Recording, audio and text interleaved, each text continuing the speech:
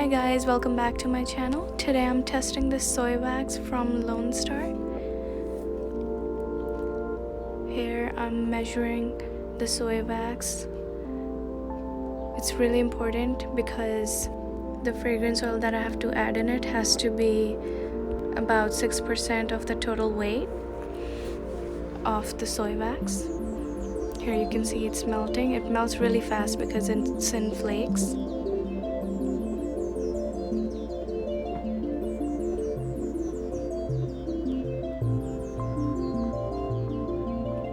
Now I'm going to take the temperature. It should be about 140 to 160.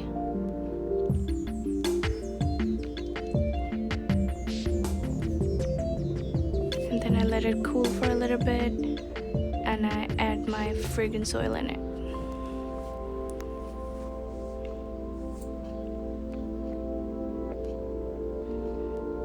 So it's about time now I do my fragrance oil. Over here I'm measuring it because it has to be 6%. I have to make sure that the measurements are correct.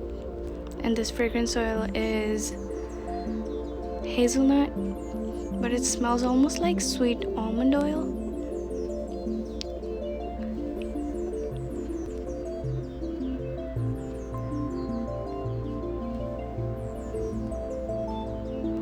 Then I just stir it a little bit and I pour it into my measuring cup because it has a spout. It's easy to pour with it.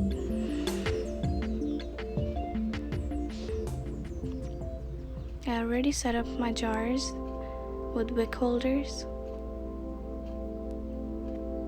It can spill a little, but that's okay because it's the first time I'm doing it.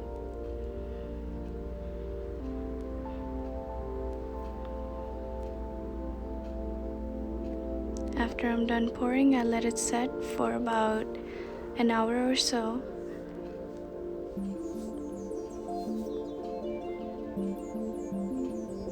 I'll show you how they look after they're set.